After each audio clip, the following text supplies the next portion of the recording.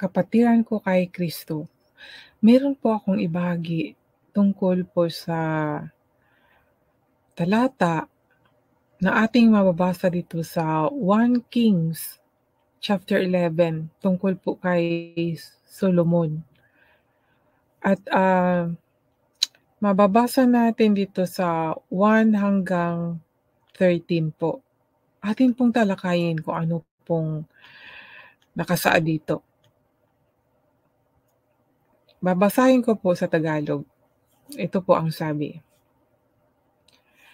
Ang Haring Solomon nga ay sumisinta sa maraming babaeng taga-ibang lupa na pati sa anak ni Parao, mga babaeng Moabita, Ammonita, Edomia, Sidonia, at Hittiya.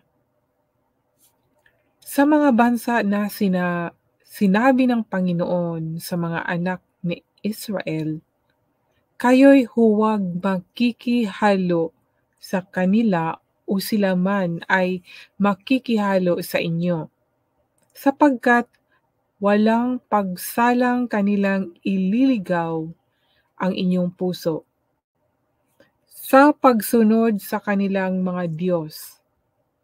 Nasabid ni Solomon sa mga ito sa pagsinta. At siya'y nagkaroon ng 700 asawa na mga prinsesa at 300 babae at iniligaw ng kaniyang mga asawa ang kaniyang puso. Sapagkat nangyari nang si Solomon ay matanda na, iniligaw ng kaniyang mga asawa ang kaniyang puso sa ibang mga Diyos.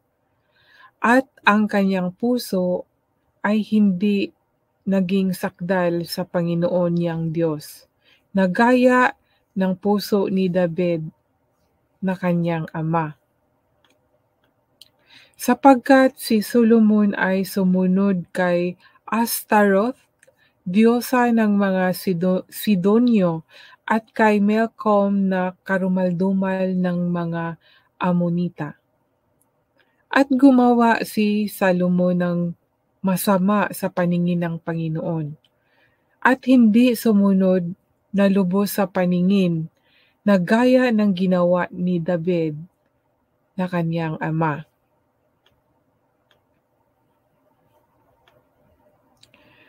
Nang magkagayoy, ipinagtayo ni Solomon ng mataas na dako si Chimos na karumaldumal ng Moab sa bundok na nasa tapat ng Jerusalem, at si Moloch na kasuklam-suklam ng mga anak ni Ammon.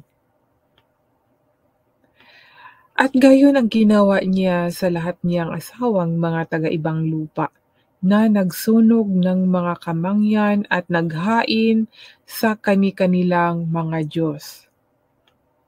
At ang Panginoon nagalit kay Solomon dahil sa ang kanyang puso ay humiwalay sa Panginoon, sa Diyos ng Israel na napakita sa kanyang makalawa. At siya'y nag-utos sa kanya tungkol sa bagay na ito, na siya'y huwag sumunod sa ibang mga Diyos, ngunit hindi niya iningatan ang iniutos ng Panginoon. Kaya sinabi ng Panginoon kay Solomon, yamang ito'y nagawa mo, at hindi mo iningatan ang aking tipan at ang aking mga palatuntunan na aking iniutos sa iyo. Walang pagsalang aking gagawin.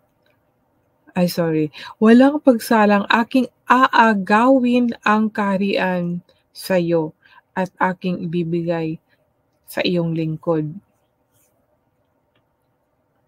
Gayunmay sa iyong mga kaarawan ay hindi ko gagawin alang-alang kay David na iyong ama, kundi sa kamay ng iyong anak aking gawin.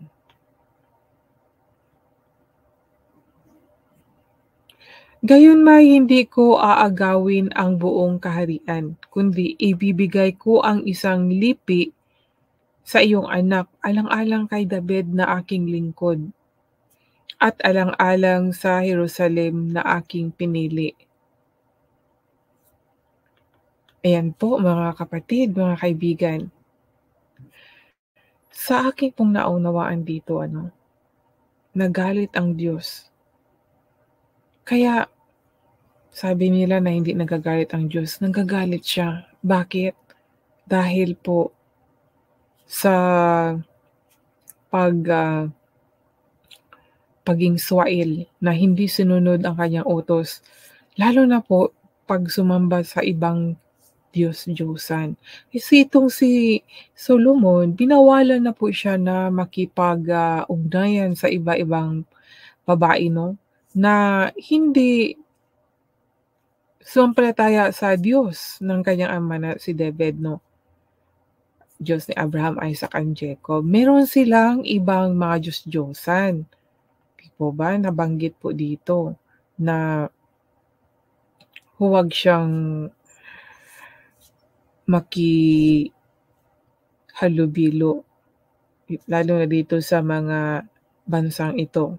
Moabites, Ammonites, Edomia, Sidonia, Ethiopia, at kahit pa anak ni Parao, nakipag-ugnayan din siya. Hindi yan nakipag sa Diyos natin sa ating Panginoon. Si Parao, ibang po yan sila Iba po yung Diyos nila. At yan po, kaya nagalit po ang Diyos sa kanya at pinarusahan po siya. At may parusa po. Kaya sa atin po sa atin ngayon ay masasabi ko rin na meron ding parusa. Lalo na sa pagtawag natin sa ibang pangalan na hindi po Diyos. Dahil nasa utos po yan Kahit sa lumang tipan sinabi ni Moises na huwag sumamba ng ibang Diyos. At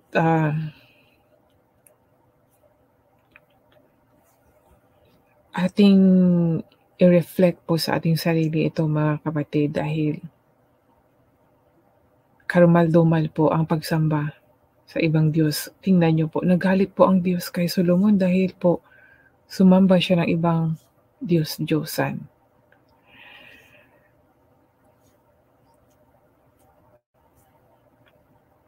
Yan po ang aking bahagi. Pagpatuloy ko po ito, sa ngayon ito lang po muna. God bless po sa inyong lahat. And thank you for watching.